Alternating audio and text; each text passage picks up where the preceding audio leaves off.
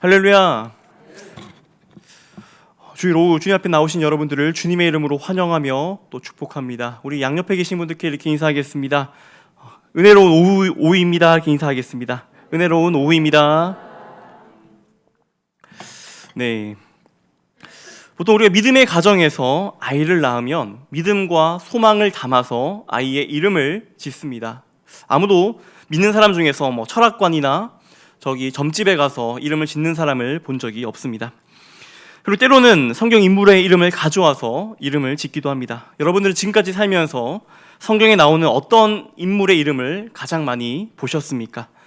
남자아이라면 단연 요한이, 그리고 요셉이, 다니엘과 같은 이름이 있을 것이고요. 그리고 여자아이 같은 경우에는 한나라는 이름을 많이 들어보셨을 겁니다. 제가 살면서 지금까지 만나봤던 요한이만 하더라도 한 20명은 되는 것 같습니다. 그리고 한나도 적어도 한 10명은 되는 것 같습니다. 개인적으로 요한이라는 이름은 정말 참 멋진 것 같습니다. 세례 요한이든 아니면 사도 요한이든 그보다 멋진 삶을 산다면, 그처럼 멋진 삶을 산다면 이보다 더 좋은 일이 어디 있겠습니까? 그런데 문제는 한나입니다. 그런데 왜 하필 우리가 한나라는 이름을 많이 짓겠습니까? 그 많고 많은 이름 중에 왜 한나입니까? 에스더나 드보라 같은 사람들이 보다 더 멋진 삶을 살아갔던 것처럼 보입니다. 사실 한나의 인생은 그 어떤 누가 봐도 그렇게 사모할 만한 그런 인생은 아니었습니다. 오랫동안 아이를 낳지 못해서 고생했던 여자였습니다. 아이를 잘 낳는 분인나가 옆에서 얼마나 괴롭게 했습니까? 그런데 거기서 끝이 아니었습니다. 그렇게 힘들게 기도해서 겨우겨우 한 명의 아이를 낳았는데 그 아이가 젖될 때까지만 키우다가 결국에 하나님께 바쳤습니다. 여자로서 어떻게 보면 참 기구한 인생이 아니겠습니까? 정말로 여러분들의 딸들이, 여러분들의 그 손녀가 이러한 인생을 사셨으면 좋겠습니까? 그런데 조금만 더 이 성경 말씀을 자세히 살펴본다면 한나야말로 진정으로 복된 인생이었음을 우리가 알 수 있습니다. 더 나아가 타락한 사사시대에서 선지자 사무엘 시대로 넘어가기 위해서 반드시 이 한나라는 여인의 이야기가 필요했습니다. 자신의 소견에 옳은 대로 행하던 그 사사시대에서 이스라엘 왕국 시대로 넘어가는 그 사무엘상의 시작 부분을 이 한나라는 여인이 열어가고 있는 것입니다. 그렇다면 하나님께서는 왜 이 한나라는 여인에 대해서 주목하고 계실까요? 오늘 본문 3절입니다. 3절 말씀 한번 같이 읽겠습니다. 시작! 이 사람이 매년 자기 성읍에서 나와서 실로에 올라가서 만군의 여호와께 예배하며 제사를 드렸는데 엘리의 두 아들 홈니와 비느하스가 여호와의 제사장으로 거기에 있었더라. 가장 엘가나를 비롯해서 2명의 부인과 그 자녀들은 매년 실로에 올라가서 하나님께 뭐 한다고 합니까? 예배한다라고 이야기합니다. 근데 여러분 한번 생각해 보십시오. 많은 식구들이 있습니다. 많은 식구들이 하나님을 예배하러 갑니다. 그런데 그 모든 자녀들이 누구의 자녀입니까? 브닌나의 자녀들입니다.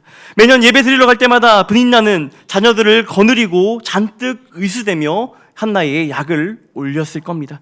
이 예배하러 가는 날이 어찌 보면 한나에게 있어서 가장 아픈 날이었을지 모릅니다. 피하고 싶을 만큼 괴로운 날이었을지 모릅니다. 그러나 한나는 어떻게 했습니까? 피하지 않았습니다. 매년 브닌나와 그 자녀들을 보면 죽을 듯이 아프고 괴로웠고 시샘이 났겠지만 그렇다고 하나님께 예배하는 그 일에 소홀하지 않았다라는 겁니다. 한나는 하나님을 진정으로 예배하는 예배자였습니다. 그런데 사실 이것만으로 조금 부족해 보이지 않습니까? 사실 이러한 한나의 모습은 다른 위대한 신앙의 선조들에 비해서 조금 부족해 보일 수 있다라는 겁니다. 요셉처럼 감옥에 갇히는 고난을 감당했던 것도 아니고요.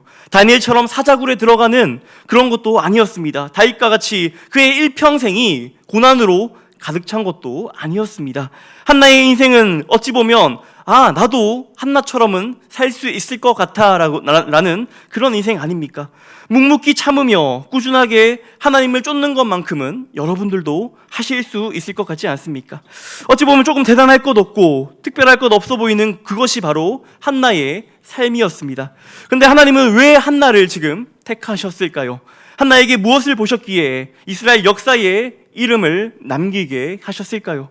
왜 브닌나가 아니라 왜 한나였을까요? 매년 같은 때에 하나님께 예배 드리러 가는 것은 똑같았습니다.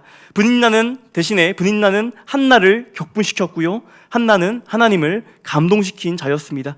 또 한 명은 역사를 바꾼 여인으로 기록되고, 또 한 명은 하나님의 사람을 괴롭힌 여인으로 기록되고 있습니다. 똑같은 시대에 똑같은 성전에 올라가 똑같이 예배 드렸습니다. 그런데 하나님께서는 지금 한 여인만을 선택해내고 계시더라는 겁니다. 하나님은 브닌나가 아니라 지금 한나를 주목하고 계십니다. 인간적인 시선으로 한나를 바라보면 참 박복한 인생이었습니다. 고통받는 인생이었습니다. 남편의 다른 부인인 브닌나만 복이 흘러넘치는 것처럼 보였습니다. 게다가 브닌나는 한나를 위로하기는커녕 괴롭히고 격분시키며 못살게 굴었습니다. 이러한 상황 속에서 한나가 왜 기도하지 않았겠습니까? 또한 한나의 남편 엘가나 역시도 그냥 가만히 있었을까요? 그렇지 않았을 겁니다. 사랑하는 여인이 아이를 못 낳고 있는 그런 상황입니다. 과연 한나만 하나님께 기도했을까요? 사랑하는 그 한나의 괴로움을 아는 엘가나 역시도 간절히 하나님께 기도드렸을 것입니다. 그런데 그 신실한 부부가 그렇게 전심으로 기도했는데 하나님은 그들에게 아이를 주시지 않았습니다. 하나님이 주시지 않았는데 어떻게 하겠습니까? 브닌나가 이 한나에게 오늘 성경 본문에 나오진 않았지만 뭐라고 괴롭혔을까요? 한번 상상해 보시기 바랍니다. 한나, 당신이 아무리 기도해도 당신은 안 돼. 그렇게 열심히 기도해봤자 하나님은 너의 기도는 안 들어주셔. 당신은 하나님께 버림받았어 라고 했을지 모릅니다. 사랑하는 성도 여러분, 신앙생활에 있어서 우리가 신앙생활을 할 때 가장 힘든 점이 무엇입니까? 내 삶 가운데 갑자기 나타나는 고난들입니까? 그런데 그 고난의 이유를 알면은 견딜만 합니다. 잘못이 있다면 고치면 되고요. 돌이키고 회개할 것이 있다면 돌이키고 회개하면 됩니다. 그런데 하나님께 버림받은 것 같을 그때야말로 우리가 살아가면서 신앙생활하면서 가장 힘든 때가 아닙니까? 하나님이 나를 외면하시는 것 같을 때, 하나님이 나를 기억하지 못하시는 것 같을 때, 나를 붙잡아 주시지 않는 것 같을 그때 마음이 어떻겠습니까? 우리는 한 번쯤은 경험해보지 않았습니까? 좌절합니다. 한나 역시 지금 가장 힘든 것은 그녀가 지금 자녀를 낳지 못하는 그 상황이 아닙니다. 하나님께 버림받은 것 같다라는 그 생각에 지금 좌절할 수 있는 그 위치라는 것입니다. 그러나 한나는 그렇게 좌절하고 낙심하는 데서 그치지 않습니다. 한나가 살았던 시대는 각기 자기의 소견에 오른 대로 행하던 시대였습니다. 이스라엘은 하나님을 잃어버린 채 타락의 절정으로 행하던 그런 시대였습니다. 그럼에도 불구하고 한나와 엘가나의 가족은 매년 빠지지 않고 하나님께 예배하러 올라갑니다. 그럴 때 하나님은 그냥 한나를 그리고 엘가나의 가정을 못 본 척하지 않으십니다. 하나님께서 이 가정에게 지금 주목하고 계십니다. 오늘 본문 1절 한번 같이 읽겠습니다. 1절 시작. 에브라임의 산지 라마다임 소빔에 에브라임 사람 엘가나라 하는 사람이 있었으니 그는 요로함의 아들이요 엘리우의 손자요 도우의 증손이요 숲의 현손이더라. 이 엘가나의 가정에 대해서 지금 꽤 자세하게 성경은 기록하고 있습니다. 여기에 나오는 이 족보가 말해주는 것은 엘가나가 에브라임에 살고 있는 것뿐만 아니라 레위 족속인 고핫의 자손이라고 말씀하고 있습니다. 엘가나는 레위 지파였습니다. 가나안 땅을 정복한 다음에 각 지파에게 땅을 분배해 주죠. 하지만 레위 지파에게는 땅을 따로 나눠주지 않습니다. 다만 6개의 도피성을 비롯해서 전국에 퍼져 살게끔 하였습니다. 그때 레위인이 하는 것이 무엇이었습니까? 레위인은 성전에서 예배를 집례하는 자였습니다. 그렇게 성막에 거주하지 못하던 전국에 퍼져 있는 레위인들은 그 산당에서 모여서 하나님을 예배하는 역할을 하였습니다. 이스라엘 전역에서 산당에서 예배를 했던 것입니다. 그런데 사사기서를 보면 이러한 산당의 예배는 하나님께서 기뻐하시지도 않고 그런 우상 숭배의 소굴이 되었습니다. 그나마 경건한 제사장들은 해마다 언약궤가 있는 실로에 모여 예배를 드리며 그들의 경건을 유지하였습니다. 엘가나도 그런 레위인 중 한 명이었습니다. 레위인이었지만 실로에서 집례하지 못하고 멀리 에브라임 산지에서 살며 그곳에서 하나님을 예배하는 그런 레위인이었습니다. 중앙에서 떨어져서 변방에 나와서 변방으로 밀려난 레위인이었습니다. 그런데 왜 갑자기 사무엘상에 들어서자마자 이 변방으로 밀려난 그 레위인의 집안을 지금 비추고 있는 것입니까? 그 이유는요, 지금부터 바로 엘가나의 가정을 그 가정을 집중하여 보라는 것입니다. 각기 스스로 왕이 되는 그 시대에 여호와를 왕으로 섬기는 한 가정이 지금 여기에 있다라고 성경은 주목하라고 우리에게 보라고 말씀하고 있는 것입니다. 그 증거가 되는 것이 3절입니다. 아까 3절 말씀 같이 읽었지만 한 번 더 읽겠습니다. 시작. 이 사람이 매년 자기 성읍에 나와서 실로에 올라가서 제사를 드렸는데 엘리와 두 아들 홈니와 비나스가 여호와의 제사장으로 거기에 있었더라. 지금 엘가나가 누구에게 예배하며 제사했다라고 말하고 있습니까? 만군의 여호와입니다. 우리 11절 말씀도 한번 같이 읽겠습니다. 시작. 서원하여 이르되 만군의 여호와여 만일 돌보시고 나를 기억하사 주의 요정을 잊지 아니하시고 주의 요정에게 아들을 주시며 내가 그의 평생에 그를 여호와께 드리고 삭도를 그의 머리에 대지 아니하게 했나이다. 지금 한나 역시도 만군의 여호와여라고 하나님을 부르고 있습니다. 그 대표적으로 또 만군의 여호와라고 고백한 자가 있습니다. 그 사람이 누구입니까? 우리가 잘 알고 있는 다윗입니다. 사무엘상 17장 45절 말씀 우리 한번 같이 읽겠습니다. 시작. 다윗이 블레셋 사람에게 이르되 너는 칼과 창과 단창으로 내게 나오거니와 나는 만군의 여호와 이름 곧 내가 모욕하는 이스라엘 군대의 하나님의 이름으로 나아가노라. 엘가나 이전의 시대, 즉 사사 시대에는 하나님을 만군의 여호와라고 부르지 않았습니다. 사무엘상에서만 지금 5번이 나오는데 여기에 지금 만군의 여호와라는 것이 처음 등장하고 있는 것입니다. 각기 자기가 왕이라고 여기는 그 시대에 하나님을 만군의 여호와, 즉 나의 왕, 나의 하나님이라고 고백한 가정이 여기에 있다라고 지금 성경은 말하고 있는 것입니다. 한나가 고통 중에서 하나님께 나아갈 수 있었던 건 그의 마음속에 나의 하나님은 만군의 여호와다라는 게 분명히 서 있었기 때문에 가능했던 것입니다. 하나님은 너에게 관심이 없으셔. 하나님께 백날 기도해도 하나님은 응답해 주시지 않아. 하나님은 너를 알지도 못해. 이렇게 분인나가 백날 한나를 조롱할지라도 한나의 중심은 흔들리지 않았습니다. 아이가 있든 없든 나의 기도가 이루어지든 이루어지지 않든 나의 환경과 나의 상황이 어떠하든지 나의 하나님은 만군의 여호와라고 고백하고 그렇게 하나님 앞에 한나는 나아갔습니다. 그런 한나의 모습에 하나님은 지금 주목하고 계시는 것입니다. 사랑하는 성도 여러분, 지금 우리가 사는 이 시대를 한번 보시기 바랍니다. 신실하게 신앙생활을 하는 사람들이 참으로 미련해 보입니다. 세상적으로 성공하고 세상적으로 무언가를 성취하고 이뤄야지만 하나님께 복받았다라고 하는 그런 시대라고 그렇게 생각하는 시대입니다. 다들 자기가 옳다하고 자신을 드러내지 않으면 바보 같다라고 조롱하는 시대가 바로 지금 우리가 사는 이 시대입니다. 바로 한나가 살았던 시대와 비슷한 시대이죠. 사랑하는 성도 여러분, 여러분은 어떻습니까? 자신의 생각을 내려놓고 하나님의 음성을 쫓으며 살아가고 계십니까? 하나님께 버림받은 듯, 하나님께 외면받은 듯 쓸쓸할 때에도 그럼에도 불구하고 여전히 묵묵히 하나님께 나아가고 계십니까? 설령 하나님이 나의 기도를 들어주시지 않는다 할지라도 내 삶에 내가 왕이 아니라 오직 하나님만이 나의 왕이십니다. 만군의 여호와 주 나의 하나님이십니다라고 지금 고백하고 계십니까? 오늘 본문에서 한나의 고백은 결코 쉬운 고백이 아닙니다. 뿐만 아닙니다. 한나는 자기가 스스로가 어떤 존재인지 알고 있는 자였습니다. 한나는 하나님의 이름을 만군의 여호와라고 불렀고 자신을 지금 11절에 보니까 주의 여종이라고 부르고 있습니다. 한나는 자기가 어떤 존재인지 분명히 알았습니다. 자기 인식을 하였습니다. 내가 왕이 아니라 하나님이 지금 왕이라는 겁니다. 나는 주님을 붙잡을 수밖에 없는 하나님의 종이라는 겁니다. 나는 하나님의 은혜가 반드시 필요한 자라는 것입니다. 하나님은 각기 자기의 소견에 옳은 대로 자기 욕망만을 쫓아 살아가는 그 사사시대에 하나님을 만군의 여호와로 고백하며 예배 드리는 자를 찾으셨고 지금 하나님은 한나에게 주목하고 계십니다. 사랑하는 성도 여러분, 여기에 지금 이 시대에, 이 암흑 같은 시대에 소망이 있습니다. 교회와 가정이 무너지고 민족이 무너지는 이 시대 속에서, 죄악이 관영하는 이 시대 속에서 사사시대처럼 각기 잘난 맛에 자기가 왕이 되어 살아가는 이 시대에도 만군의 여호와를 고백하고 주님 앞에 기도하며 예배하고 나아가면 하나님께서는 반드시 그 사람을 주목하여 바라보실 것입니다. 능력 있고 재능 있고 똑똑한 자가 아니라 착하고 윤리적이고 도덕적인 삶을 살아가는 그 자가 아니라 하나님을 인정하고 하나님을 나의 왕으로 고백하며 예배 드리는 자를, 그 사람을 귀하게 보시는 것입니다.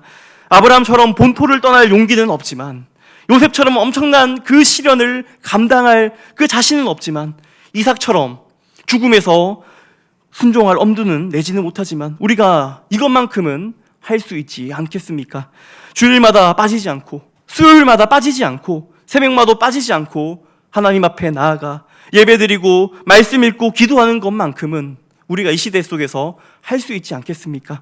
내가 기도 응답을 받든지 받지 못하든지, 내 삶에 어떤 문제가 생기고 환난이 생기고 어려움이 생겨도 이 예배의 자리, 이 기도의 자리, 이것을 지키는 것쯤은 우리가 할 수 있지 않겠습니까? 아니, 이것을 해야 하지 않겠습니까? 그리고 이 예배 자리에서 내 온 마음을 다해 하나님을 예배하는 것은 우리가 반드시 해야 하는 것 아니겠습니까? 우리는 사사시대나 다름없는 이 아주 혼란한 시대를 살아가고 있습니다. 말세 지말의 시대, 말세 중에 말세를 살아가고 있습니다. 많은 이들이 교회가 무너졌다고들 합니다. 기독교가 타락했다라고 이야기하는 시대입니다. 그러나 여기에 한 희망이 있습니다. 하나님이 한 사람을 통해 역사를 바꾸어 가실 것이기 때문입니다. 그 한 사람이 누구입니까? 바로 만군의 여호와를 찾아 부르짖는 그 한 사람입니다. 그러니 믿음으로 돌아와 만군의 여호와를 부르시기를 바랍니다. 나의 진짜 왕을 찾으시기를 바랍니다. 나의 진짜 왕께 예배와 말씀으로 그리고 기도로 나아가시기 바랍니다. 나의 믿음의 삶이 회복될 때에 하나님께서 나를 통해서 하나님 나라의 역사를 이루어 가실 것입니다. 혹여나 너무나 힘들고 고달프고 어려운 일이 내 삶 가운데 일어날 때가 있습니다. 이로 말할 수 없는 고난들이 내 삶 가운데 찾아올 수 있습니다. 한나와 같이 그 삶 가운데 서름에 북받쳐서 눈물밖에 나오지 않을 때가 있습니다. 또는 너무나 그 고통 속에 기도조차 나오지 않을 때가 있습니다. 그럴 때 우리가 누구 앞에서 울겠습니까? 우리가 누구 앞에서 위로받겠습니까? 우리가 누구를 붙잡겠습니까? 한나는 만군의 여호와 앞에서 울었고 만군의 여호와께 위로받기를 원했고 만군의 여호와를 붙잡았습니다. 한나가 대단한 기도를 드렸던 것 아닙니다. 서름에 북받쳐서 그저 주님께 부르짖었을 뿐입니다. 한나는 만군의 여호와 하나님이 그의 고통을 알고 또 기억하실 것이라는 그 사실을 믿으며 나아갔던 것입니다. 사랑하는 성도 여러분, 이 시간 말씀을 맺겠습니다. 오늘 우리가 읽은 본문에 등장하는 엘가나와 한나 부부는 당시 이스라엘이 노예인 상태를 상징적으로 보여주는 가정입니다. 하나님의 은혜로 출애굽하여 가나안에 들어가서 가나안에 살고 있었지만 만군의 여호와를 붙잡지 않음으로 그 축복이 단절되었습니다. 아이를 낳지 못했습니다. 생명력이 끊어져 버렸습니다. 그런 상태가 된 것이죠.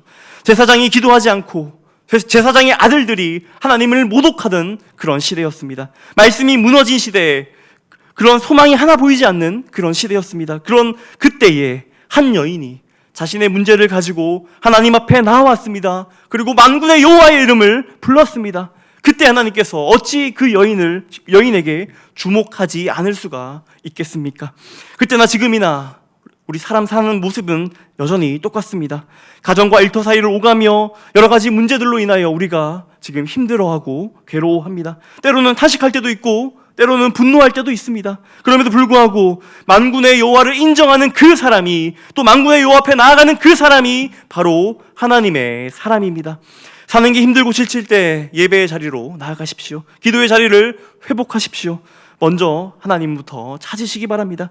같은 시대에 사는 우리 중에 누가 한나가 되고 누가 또 분인나가 될지 우리의 선택에 달려 있습니다. 하나님을 바라보고 고백하느냐 안 하느냐에 따라 하늘과 땅처럼, 한나와 분인나처럼 그 결과를 받게 될 것입니다. 바라기는 우리 모든 진교회의 성도님들은 부디 분인나가 아니라 한나의 인생을 사시기를 축복합니다.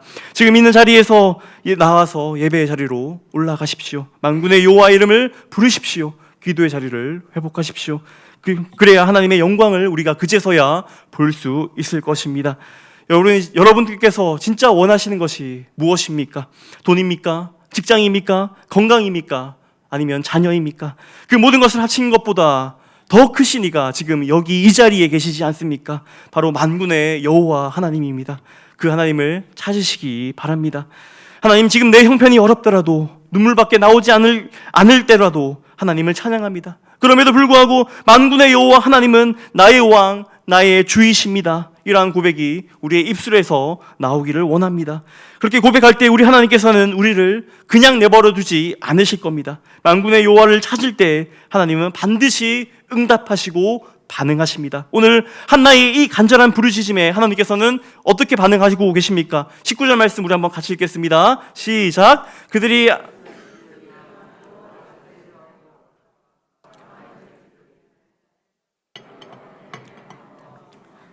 여호와께서 그를 생각하신지라. 지금 이 마지막에 19절 마지막에 뭐라고 기록하고 있습니까? 여호와께서 그녀를 생각하셨다라고 말하고 있습니다. 이보다 더 소망이 있는 말이, 이보다 더 희망적인 말이 어디 있겠습니까? 하나님께서 여러분과 저를 생각하고 계시다라는 말, 이보다 더 좋은 말이 어디 있겠습니까? 우리가 만군의 여호와를 찾을 때 하나님은 반드시 저와 여러분을 생각하고 계실 것입니다. 그러니 그 어떤 상황 가운데서도 만군의 여호와 하나님만을 찾으시는 우리 모든 진교교회 성도님들 되시기를 주님의 이름으로 축원드립니다. 이 시간 함께 기도하시겠습니다.